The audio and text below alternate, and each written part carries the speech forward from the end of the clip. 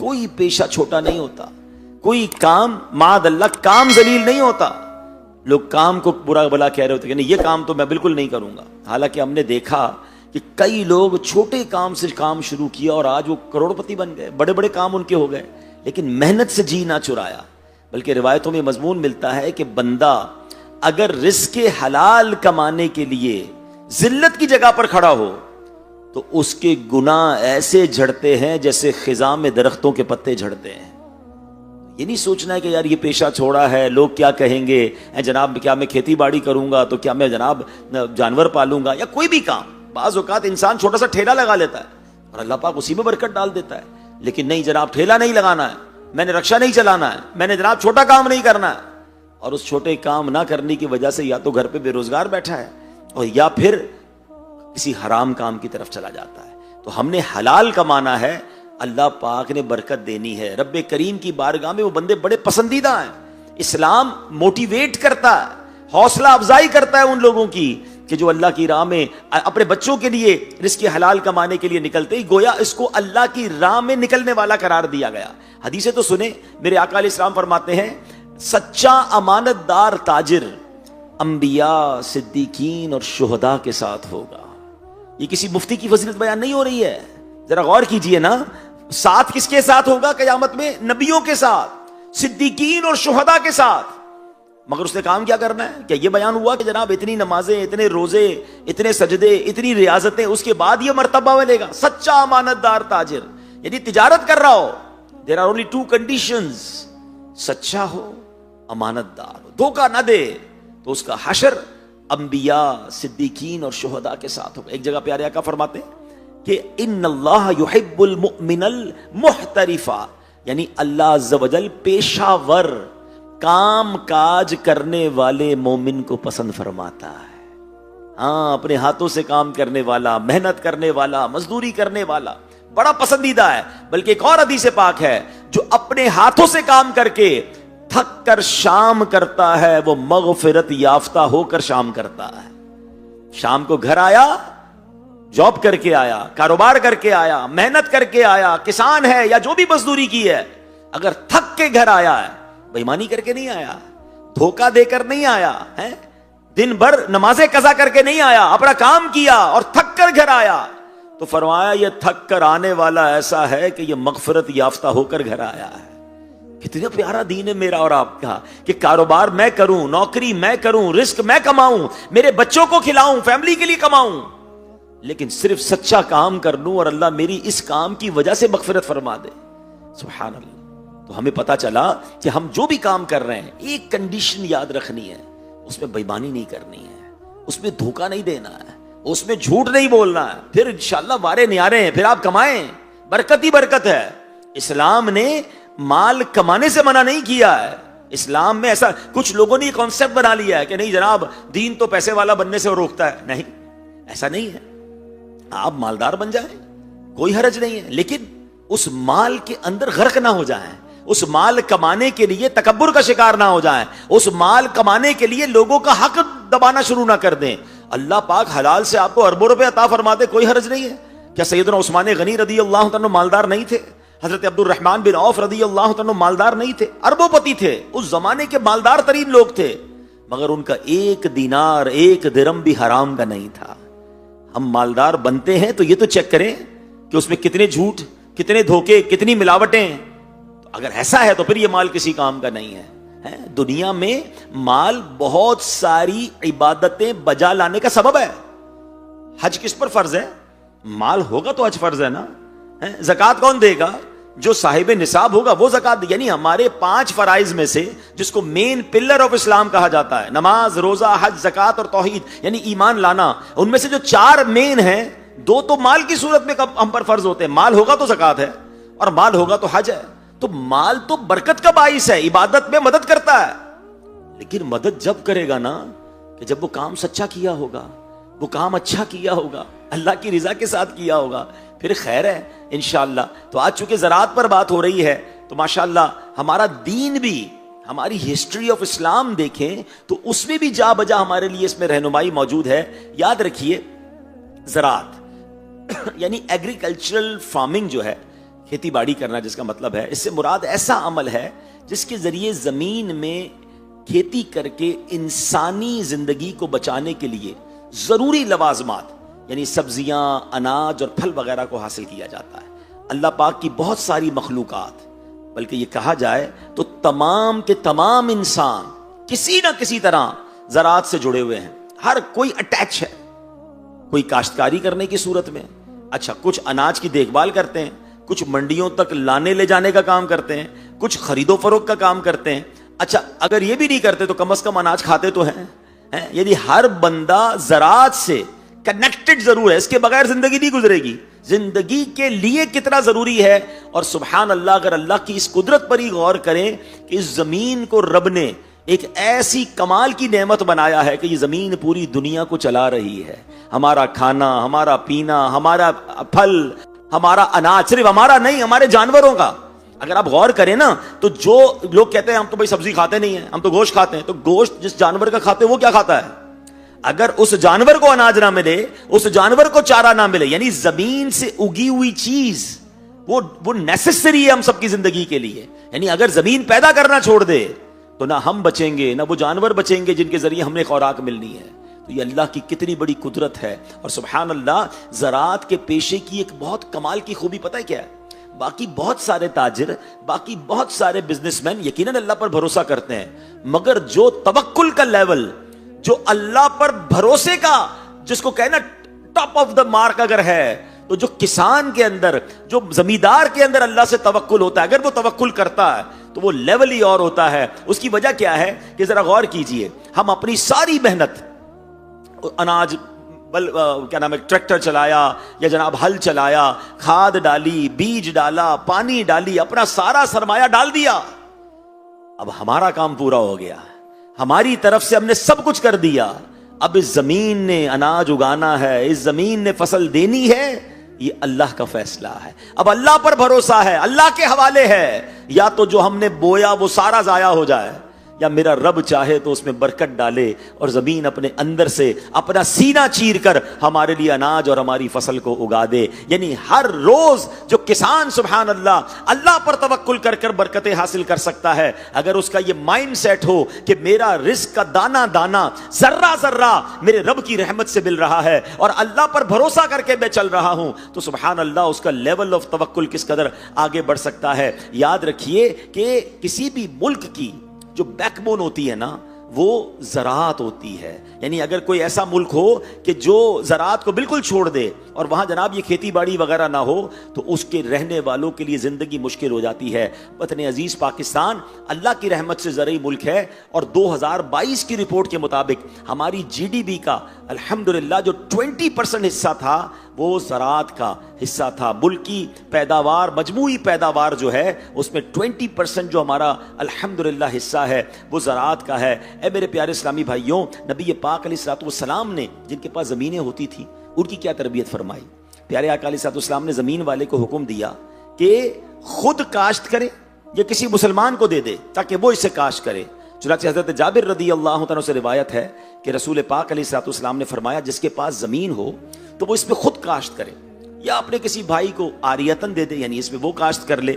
زمین کو فارغ نہیں چھوڑنا ہے تاکہ لوگ زراعت کریں اور اس ملک کی جو معیشت ہے اس کا پلہ چلے، پہیہ چلے۔ تو سبحان اللہ، اللہ کرے کہ ہم بھی شریعت کے اصولوں کے مطابق حلال طریقے سے زراعت کے پیشے کو لے کر چلیں تو انشاءاللہ دیگر دنیاوی پیشوں میں سب سے اہم، نفع بخش، بابرکت اور باعث اجر و ثواب یہ زراعت کا پیشہ ہے۔ جیسے میں نے بات کی کہ زراعت کے دو حصے ہوتے ہیں، کھیتی باڑی کے بنیادی طور پر دو حصے ہوتے ہیں، ایک ہل چلانا، بیج ڈالنا، کھاد ڈالنا، محنت کرنا۔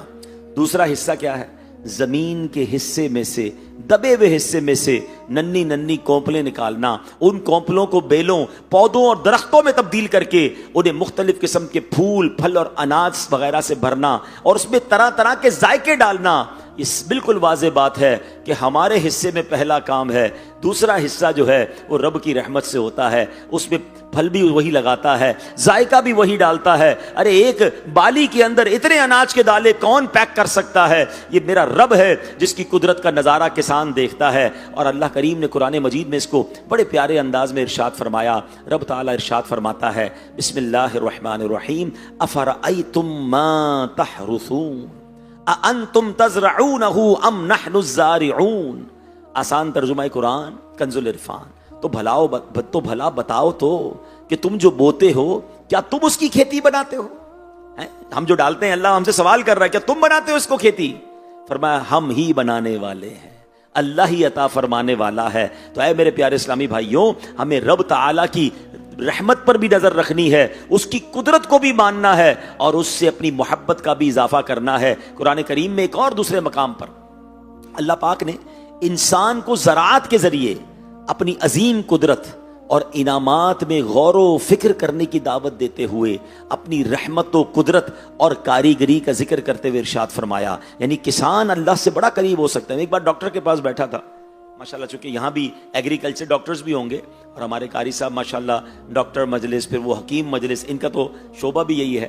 تو ڈاکٹرز جب بھی پڑھتے ہیں نا، انسان کے جسم کو آپ نے بھی جب بھی اسٹڈی کیا ہوگا، ہماری آنکھ کی پتلی کو دیکھ لیں، ہمارے ایک ایک دانت کو دیکھ لیں، ہمارے کانوں کے فنکشنز کو دیکھیں، ہمارے ناک کے اندر جو یہ ناک کے بال بھی کتنا ضروری ہے زندگی کے لیے، یہ کس طرح فلٹر کا کام کرتے ہیں۔ یعنی آپ انسانی باڈی کا کوئی بھی حصہ اسٹڈی کریں، اگر ایمان دل میں ہے تو آپ رب کے اور قریب ہو جائیں گے کہ وہی تو ہے جو نظام ہستی چلا رہا ہے، میرا خدا ہے۔ اللہ نے زمین کو ایسا کیا بنا دیا ہے کہ جناب اس میں ہم تو بیج ڈالتے ہیں مگر وہ اس میں ایک پورا پودا نکلتا ہے اور وہ پودا درخت بن جاتا ہے۔ تو قرآن کہتا ہے کہ غور کرنا۔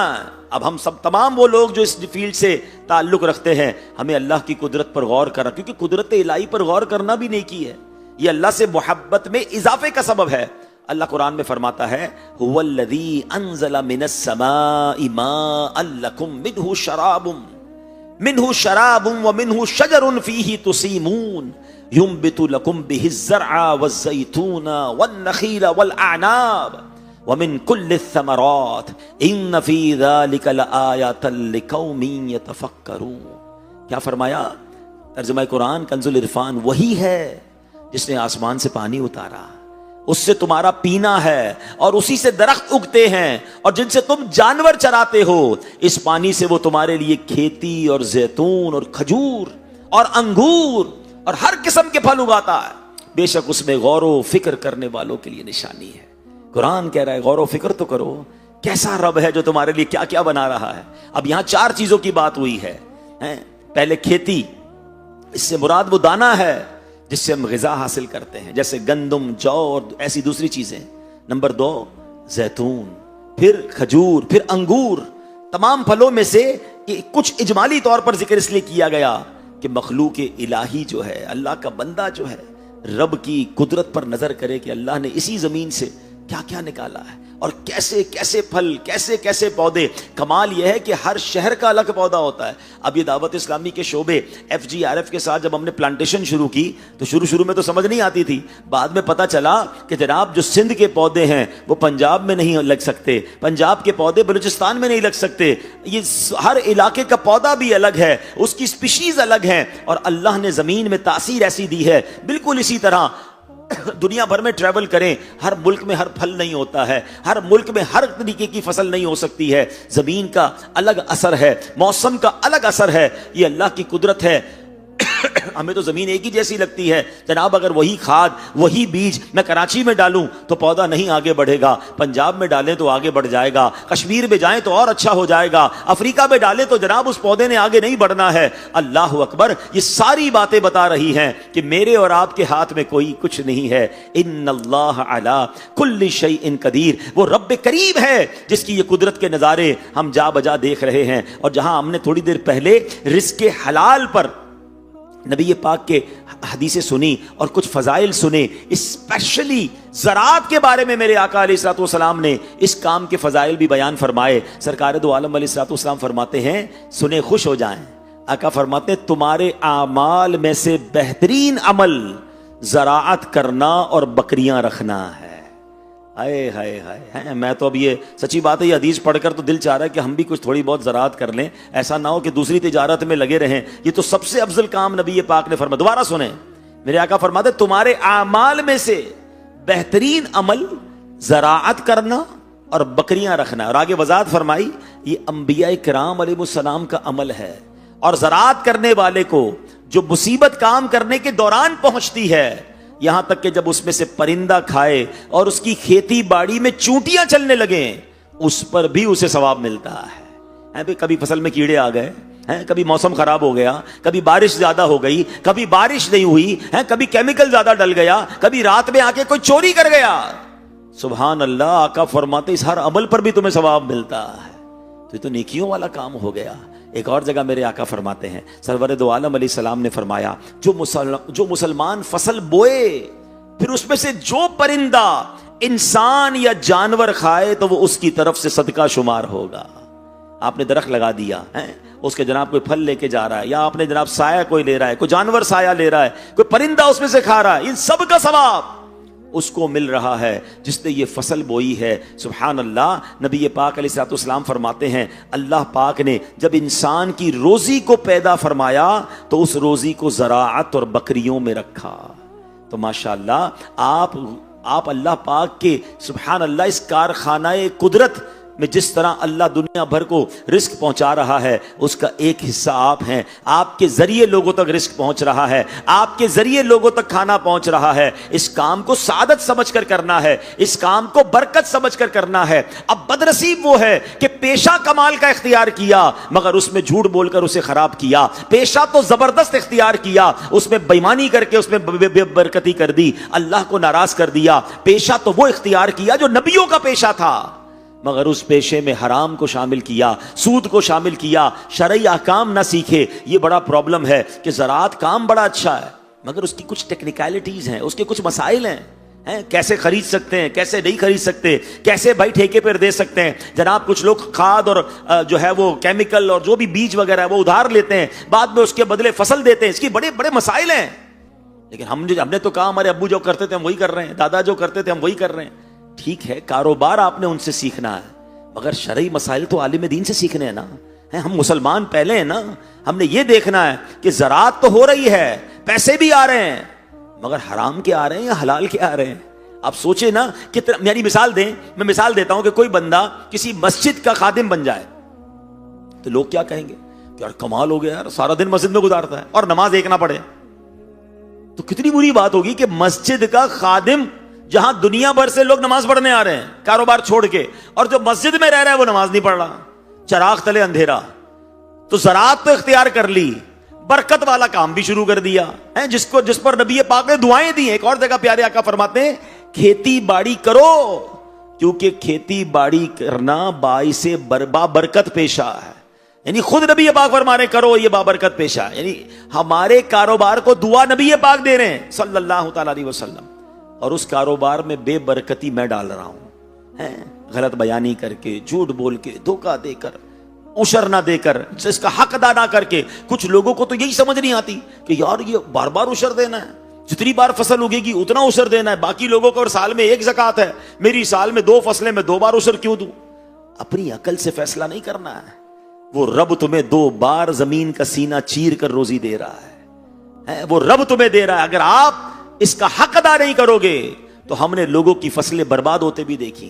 مجھے یاد ہے پچھلے دنوں یہ عشر مجلس کی تحت مجھے گاؤں اور زرعی زمینوں کی طرف وہ لے گئے تھے، تو میری زمینداروں سے ملاقات ہوئی، تو ایک زمیندار نے خود بتایا، فرمایا میں پہلے عشر پورا نہیں دیتا تھا، لیکن جب سے دعوت اسلامی والوں نے مجھے عشر کے مسائل بتائے اور مجھے بتایا کہ یہ زمین کی زکات ہے، تو اسی سال یعنی وہ جس سال میں گیا تھا کہہ رہے میں نے پورا عشر نکالا۔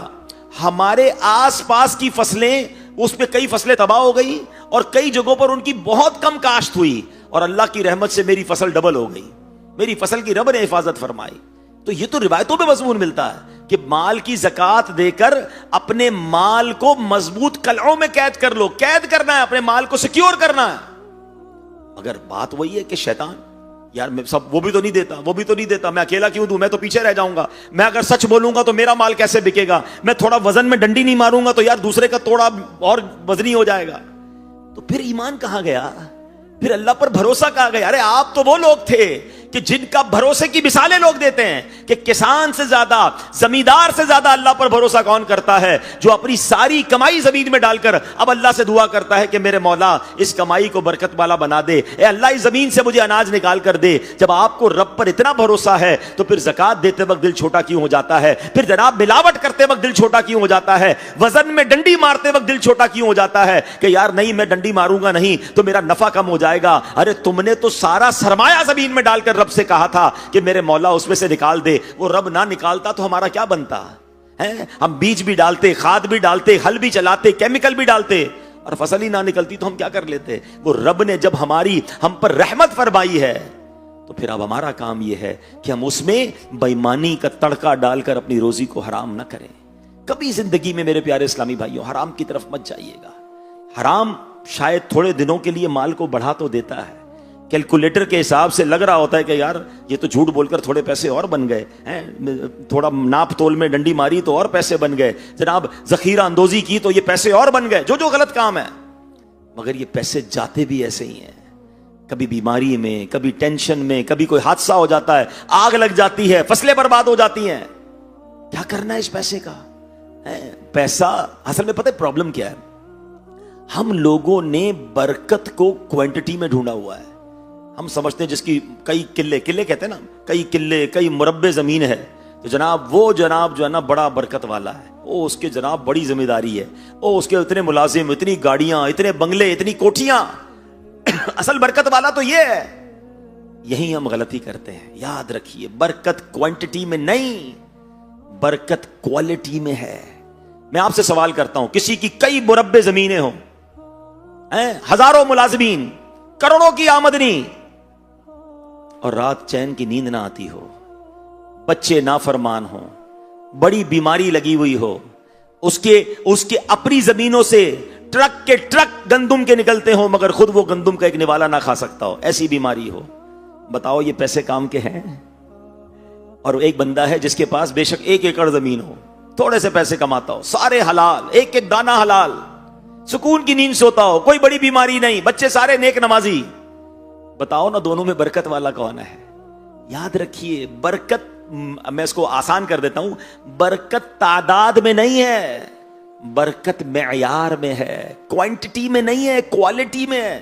میری لائف پرسکون ہے نا، مجھے کوئی ٹینشن نہیں ہے، یقین کریں میں سب سے زیادہ امیر ہوں اور بینک اکاؤنٹ بھرے ہوئے ہیں مگر بندے بھی ڈھونڈ رہے ہیں، ٹینشن سے نیند نہیں آ رہی، نیند کی گولی روز کھا رہا ہوں، ٹیکس والے الگ ڈھونڈ رہے ہیں، ڈاکو الگ ڈھونڈ رہے ہیں، جان کو الگ خطرہ ہے، دشمنیاں الگ ہیں، اس گاؤں میں جا سکتا ہوں، اس گاؤں میں نہیں جا سکتا۔ کون سی زندگی ہے یہ بھائی؟ یہ کون سی برکت والی زندگی ہے؟ پیسہ کس کام کا تمہارے؟ اللہ سے برکت مانگنا ہے، رحمت مانگنا ہے، اور یہ حلال میں ہے۔ جس دن یہ بات سمجھ آ گئی نا، رائٹ لیفٹ نہ دیکھا کرو۔ ہمارے ساتھ یہ ہوتا ہے کہ یار جب میں حلال کروں گا تو میں تو پیچھے رہ جاؤں گا، یار سارے ہی جھوٹ بول رہے ہیں، سارے ہی ملاوٹ کر رہے ہیں، سارے ہی ڈنڈی مار رہے ہیں، سارا وہ تو عشر دیتے نہیں ہیں۔ نہیں، مجھے اپنی قبر میں اکیلے جانا ہے، اپنی قبر میں جا کر اپنا حساب دینا ہے، مجھ سے پوری مارکیٹ کا حساب نہیں لیا جائے گا۔ لوگ کہتے ہیں ساری مارکیٹ جھوٹ بولتی ہے، مولانا صاحب اکیلے سچ بول کے کیا ہوگا؟ آپ کیا کہتے ہیں؟ منڈی ہے، ساری منڈی میں غلط چل رہا ہوتا ہے، ساری منڈی کا بیپار ایسے ہی ہوتا ہے، میں اپنی دکانداری سیدھی کروں گا تو میں منڈی میں پیچھے رہ جاؤں گا، تھوڑا حساب پوری منڈی تک توانو نہیں لیا جائے گا، مجھ اکیلے کا حساب قبر میں لیا جائے گا۔ میں نے اکیلے نبی پاک سے ملاقات کرنی ہے۔ ہاں، میں آپ کو مزے کی بات بتاؤں، انشاءاللہ آپ سب کی، ہم سب کی پیارے آقا سے ملاقات ہونے والی ہے، اور مزے کی بات بتاؤں 1 to 1 ملاقات ہونے والی ہے۔ ہاں، آپ ذرا سوچیں، اگر میں آپ کو کہوں کہ انشاءاللہ آج رات آپ کی امیر اہل سنت سے ملاقات ہوگی، اور ملاقات ایسے ہوگی کہ آپ ہوں گے اور کوئی نہیں ہوگا، تو میرا خیال ہے آپ کی تو خوشی میں نیند اڑ جائے گی، اور آپ تیاری شروع کر دیں گے کہ یار کیا بات کروں گا، کیا نہیں کروں گا۔ یقیناً امیر اہل سنت سے ملاقات بڑی بات ہے، مگر میں آپ کو رسول پاک سے ملاقات کی بات بتا رہا ہوں، اور یہ کنفرم ہے، ہم سب کی ملاقات ہونی ہے، اور 1 to 1 ہونی ہے، کوئی اور نہیں ہوگا، آپ ہوں گے اور آپ کے نبی پاک علیہ السلام ہوں گے۔ بتاؤ کیا تیاری کرنی ہے؟ کیا اس ملاقات کو یادگار بنانا ہے کہ میں ملاقات کروں تو میرے آقا مجھ سے راضی ہوں، میں جب اس ملاقات میں نبی پاک کے پاس حاضر ہوں تو میرے آقا سینے سے لگا لیں کہ یہ میرا سچا غلام آیا ہے۔ یا اللہ نہ کرے ایسی ملاقات ہو کسی کی کہ حضور اپنا چہرہ ہی پھیر لیں کہ جاؤ تمہارا مجھ سے کوئی تعلق نہیں. یہ میں نہیں کہہ رہا، خود نبی پاک علیہ السلام نے حدیثیں بیان فرمائی ہیں. میرے آقا ایک جگہ فرماتے ہیں من احب سنتی فقط احبنی، جس نے میری سنت سے محبت کی وہ ایسا ہے جیسا اس نے مجھ سے محبت کی. فرماتے ومن احبنی کان معی فی الجنہ، اور جس نے مجھ سے محبت کی وہ ایسا ہے کہ وہ جنت میں میرے ساتھ ہوگا. تو جو سنت پر عمل کر کے قبر میں جائے گا، سر پر امامہ پہنتا ہوگا، چہرے پہ داڑھی ہوگی، سنتوں والا لباس ہوگا، سچ بولتا ہوگا، نماز پابندی سے پڑھتا ہوگا، لوگ اس کا مذاق اڑاتے ہوں گے کہ یہ مولوی ہے، یہ سر پر امامہ، چہرے پہ داڑھی، سچ بولتا ہے، یہ جناب سیدھی سیدھی باتیں کرتا ہے، یہ ڈاج نہیں کرتا لوگوں کو. لیکن وہ لوگوں کی نہیں سنتا، وہ نبی پاک کی سنت پر عمل کر رہا ہے. کیا معلوم جب قبر میں جائیں تو میرے آقا سینے لگا لیں کہ میرا غلام جس کو لوگ تانے دیتے تھے مگر پھر بھی میری سنت پر عمل کرتا تھا، سچ بولتا تھا، نمازی تھا، خود بھی نماز پڑھتا تھا، لوگوں کو بھی نماز کے لیے مسجد میں لے کر آتا تھا. ایک تو یہ ملاقات ہے. اور ایک جگہ میرے آقا نے فرمایا من غش فلیس منا، جو دھوکہ دے وہ ہم میں سے نہیں. تو جو دھوکہ دے کر قبر میں جائے گا، میرے آقا فرماتے مومن جھوٹا نہیں ہوتا. جو جھوٹ بول کر ساری زندگی جھوٹ بول کر کاروبار کرتا رہا وہ قبر میں جائے گا. میرے آقا فرمائیں داڑھی بڑھاؤ اور مونچھیں پست کرو اور میرے دشمنوں جیسا چہرہ مت بناؤ. اور جو میرے آقا کی سنتوں کو چھوڑ کر انگریزوں کے اور غیر مسلموں کے فیشن پر عمل کر کے دنیا سے جائے گا قبر میں، ملاقات تو اس کی بھی ہونی ہے نا. نبی پاک فرمائیں جعلت قرۃ عینی فی الصلاۃ، نماز میں میری آنکھوں کی ٹھنڈک ہے. اور جو بندہ نماز قضا کر کر کے روز نماز قضا کر رہا ہے، فجر بھی جا رہی ہے، ظہر بھی جا رہی ہے، ارے کیا کروں بھائی کاروبار میں، منڈی میں کاروبار کا ٹائم ہوتا ہے، میری نماز نکل جاتی ہے، رات دیر سے سوتا ہوں تو فجر چلی جاتی ہے، وہ بندہ بھی تو قبر میں جائے گا نا. اس کی بھی تو حضور سے ملاقات ہوگی. بتاؤ نا اس کی ملاقات کیسی ہوگی. میرے آقا نے اگر یہی پوچھ لیا کہ اپنے آپ کو پنجتن کا غلام کہتے تھے، محرم کی نیاز بھی بناتے تھے، اور میرے حسین نے کربلا کے میدان میں تلواروں کے سائے میں ایک نماز قضا نہیں کی، اور تم روز نماز چھوڑتے تھے، کوئی جواب ہے؟ ہمیں تو ڈالے چاہیے، ہمیں تو گاڑیاں چاہیے، ہمیں تو جناب ابھی دنیا گھومنی ہے، ہمیں تو اسی چکر میں زندگی گزارنی ہے، پیسے بنانے ہیں، کوٹھیاں بنانی ہیں. اللہ رسول کو راضی کب کرو گے؟ ہمیں پتہ نہیں کہ ہم کب چلے جائیں دنیا سے. میں کل ایک اربوں پتی خاندان کے فیملی میں ملنے گیا تھا. میں کہتا ہوں ان کو شاید خود بھی نہیں پتا ان کے پاس کتنا پیسہ ہے، اتنے بڑے تاجر ہیں. ان کا 38 سال کا داماد برٹش پاسپورٹ ہولڈر یو کے اندر، کہتے ہیں یو کے میں علاج بہت اچھا ہے، صرف بخار ہوا اسے اور اس کو ہاسپٹل لے گئے. تقریباً 1.25 مہینہ وہ ہاسپٹل میں رہا. اس نوجوان کا انتقال ہو گیا. اللہ اس کی مغفرت فرمائے. مگر عبرت ہے نا، پیسہ بھی ہے، دنیا کا بیسٹ ہاسپٹل بھی ہے، دنیا کا بیسٹ پاسپورٹ بھی تھا، مگر جب وقت آیا تو کوئی روک نہیں سکا. مجھے نہیں پتا میرا اور آپ کا کب وقت آنے والا ہے، وہ آج بھی آ سکتا ہے. ہم آ تو گئے ہیں، پتہ نہیں گھر جا سکیں گے کہ نہیں. جب اتنا باریک رشتہ ہے زندگی اور موت میں تو توبہ میں تاخیر کس بات کی ہے؟ پھر نمازیں قضا کیوں ہو رہی ہیں؟ پھر حرام روزی کیوں کما رہے ہیں؟ نہیں میرے پیارے اسلامی بھائیوں، آج اب آ گئے نا فیضان مدینہ میں، اب بدل کر جانا ہے، اب سدھر کر جانا ہے، اب ٹھیک ہو کر جانا ہے، اب فقط رزق حلال کمانا ہے، اب بےایمانی نہیں کرنی، اب جھوٹ نہیں بولنا، اب کسی صورت بھی ایسا کام نہیں کرنا جو اللہ کریم کو ناراض کرنے والا کام ہو. اے میرے پیارے اسلامی بھائیوں، یاد رکھیے بعض اوقات جب ہم یہ کمپٹیشن کی طرف جاتے ہیں نا، یار اس کی تو اتنی زمینیں، اس کی تو اتنی فصلیں، اس کی تو اتنی کوٹھیاں، اور اس نے اپنے بچے کی شادی کی تو جناب اتنے کروڑ روپے خرچ کیے، اتنی بڑی بڑی گاڑیاں کرائے پر لیں، اتنے پیسے لٹائے، اب میں نے اپنے بچے کی شادی میں اس سے زیادہ آگے بڑھنا ہے. اب اسی چکر میں رہ گئے.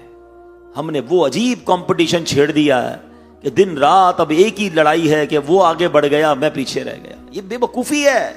یہ مائنڈ سیٹ چینج کیجئے. میرا اور کسی کا مقابلہ دنیا کی نعمتوں میں نہیں، یہ اللہ کی تقسیم ہے. اللہ جسے چاہے نوازے. اگر آپ زندگی میں پرسکون رہنا چاہتے ہیں تو بڑا پیارا فرمان بزرگوں سے ملتا ہے کہ نیکیوں میں اپنے سے آگے والے لوگوں کو دیکھیں اور نعمتوں میں اپنے سے نیچے والے لوگوں کو دیکھیں. اگر آپ اپنے گھر میں رہتے ہیں تو کئی لوگ فٹ پاتھ پر سوتے ہیں. اگر آپ کرائے کے گھر میں رہتے ہیں تو کئی لوگ اس وقت بھی جیلوں میں قید ہیں. ہم سے زیادہ پریشان ہیں لوگ، مصیبت میں. میں اور آپ تو کمال کی زندگی گزار رہے ہیں. ہم سب میں کوئی ایسا شاید نہیں ہوگا جس نے صبح سے کچھ نہیں کھایا، کچھ نہ کچھ کسی نے کھانا کھا لیا ہوگا، مگر اس وقت بھی لاکھوں لوگ پاکستان میں ایسے ہوں گے جنہوں نے صبح سے لے کر ابھی تک کچھ نہیں کھایا ہوگا۔ آج رات ہم سوئیں گے تو کسی چھت کے نیچے سوئیں گے، مگر ہزاروں لاکھوں لوگ ایسے ہیں جو بے چھت ہیں، گھر ہی نہیں ان کے پاس۔ سوچئے نا، اللہ نے کتنا کچھ دیا ہے، مگر ہمیں اس کے اتنے مربع ہو گئے، اس کی اتنی زمینیں ہو گئیں، اس کی اتنی فصلیں ہو گئیں، اس نے اتنی بڑی گاڑی لے لی، اس نے بچے کی شادی اتنی بڑی کر لی، ہم اسی چکر میں رہ گئے۔ ارے بھائی یہ کمپٹیشن کرنا ہے تو نیکیوں میں کرے نا۔ صحابہ میں کمپٹیشن تھا نا، مگر وہ کیا تھا آپ کو یاد نہیں؟ غزوہ تبوک کے موقع پر کیا ہوا تھا؟ حضرت عمر کہتے میرے پاس مال زیادہ تھا، میں نے سوچا آج ابو بکر سے آگے نکل جاؤں گا۔ کیا کرنا تھا؟ نئی گاڑی لینی تھی، نیا گھر لے کر آگے نکلنا تھا، نہیں، اللہ کی راہ میں خرچ کر کے آگے نکلنا تھا۔ اپنا آدھا مال لے کر دربار رسالت میں حاضر ہو گئے، اور سبحان اللہ پھر کہتے ہیں میں انتظار کر رہا ہوں کہ صدیق اکبر کیا لاتے ہیں۔ حضرت ابو بکر آئے اور نبی پاک نے پوچھا ابو بکر کیا لائے ہو؟ کہ حضور جو کچھ گھر میں تھا وہ سب لے آیا۔ اے ابو بکر گھر والوں کے لیے کیا چھوڑا ہے؟ کہ حضور اللہ گھر والوں کے لیے اللہ اور اس کا رسول کافی ہے۔ مقابلہ تھا نا، کرے نا مقابلہ، نیکیوں میں کیوں نہیں کرتے؟ بڑے زمیندار کو دیکھ کر، یہ ہمارے ہو سکتا ہے جاب کرنے والے یا اداروں میں آفس میں کام کرنے والے بھی آئے ہوں گے، تو بعض اوقات کسی کی ترقی ہو جاتی ہوگی، کسی کو جناب پروموشن مل جاتا ہوگا، کسی کی سیلری بڑھ جاتی ہوگی، تو ہمارا دل بیٹھ جاتا ہوگا یار میں پیچھے رہ گیا، یہ آگے بڑھ گیا، یہ تو میرے بعد کمپنی میں آیا تھا، سینئر تو میں تھا، لگتا ہے اس نے چاپلوسی کی ہوگی، لگتا ہے اس نے جناب کو سفارش لگائی ہوگی، یہ آگے بڑھ گیا۔ ولا حول ولا قوت الا باللہ۔ ارے اس کو رب نے ترقی دی ہے، وہ کیسے آگے بڑھا وہ جانے، اس کا رب جانے، میں اور آپ کون ہیں؟ مگر اس حسد میں اور اس تکلیف میں ہم کیوں رہتے ہیں؟ کبھی تہجد گزار کو دیکھ کر ٹینشن ہوئی کہ یار یہ بندہ روز تہجد پڑھتا ہے، میں نہیں پڑھتا، میری عمر کا ہے اور یہ عالم دین بن گیا، مجھے تو قرآن پڑھنا نہیں آتا۔ 17-18 سال کا کسی نوجوان حافظ قرآن کو دیکھیں تو دل میں خیال کیوں نہیں آتا کہ پورا قرآن اس کو یاد ہو گیا، اور مجھے قرآن کی چند صورتیں بھی یاد نہیں ہیں؟ یہ کمپٹیشن کیوں نہیں ہوتا؟ یہ دل میں خیال کیوں نہیں آتا؟ لینڈ کروزر ریوو والے کو دیکھ کر خیال آتا ہے تو کبھی کسی حافظ قرآن کو دیکھ کر بھی تو خیال آنا چاہیے، کسی ایسے بندے کو دیکھ کر بھی تو خیال آنا چاہیے کہ میری فیلڈ سے تعلق، زمینداری اس کی بھی، کاروبار اس کا بھی، اور یہ اللہ کی راہ میں قافلوں میں سفر بھی کرتا ہے، یہ دین کا کام بھی کر رہا ہے، کاروبار کے ساتھ ساتھ اپنی آخرت بھی بنا رہا ہے، میں تو پیچھے رہ گیا۔ یہ والا کمپٹیشن ہم کیوں نہیں کرتے؟ یہ والا مقابلہ ہم کیوں نہیں کرتے؟ سوچیں، یہ شیطان نہیں کرنے دیتا، اس طرف سوچنے بھی نہیں دیتا۔ ہمیں پریشان رکھا ہے شیطان نے کہ مالداروں کو دیکھی جاؤ اور ڈی مورلائز اور پریشان ہوتے چلے جاؤ۔ نہیں میرے پیارے اسلام، میں بہت خوش نصیب ہوں، اللہ نے مجھے اور آپ کو ایمان دیا، ہمیں نبی پاک کا امتی بنایا، آنکھیں دی، ہاتھ دیے، پیر دیے، صحت دی، بہت دیا رب نے۔ جو دیا اس کا شکر ادا کریں اور کبھی بھی حسد نہ کریں، یہ بڑی خطرناک بیماری ہے۔ بعض اوقات آس پاس فصلیں ہوتی ہیں، آس پاس زمینیں ہوتی ہیں، اور اس کی وجہ سے لوگوں کو ایک دوسرے سے حسد ہو جاتا ہے۔ اور یاد رکھیے، حسد کر کے ہم کسی کا بگاڑ کچھ نہیں سکتے۔ اگر رب نے اسے عزت دینی ہے نا، ترقی دینی ہے، تو وہ ترقی پاتا چلا جائے گا، آپ کی نیند خراب ہوتی رہے گی، آپ کا دل جلتا رہے گا۔ آپ سوچیں کہ حسد کیسی خطرناک بیماری ہے۔ آخرت کا عذاب تو اپنی جگہ، دنیا میں بھی بندہ جلنا شروع ہو جاتا ہے، ٹینشن ہوتی ہے، کھانا نہیں اچھا لگتا، نیند نہیں آتی، کیونکہ وہ ترقی پا رہا ہے۔ جو میرا دشمن ہے یا میرا کمپیٹیٹر ہے، میرے سامنے ہی اس کی منڈی میں دکان ہے، اس کا فروٹ جلدی بک جاتا ہے، اس کا اناج جلدی بک جاتا ہے، اس کو آرڈر پہلے مل جاتا ہے، میں پیچھے رہ جاتا ہوں۔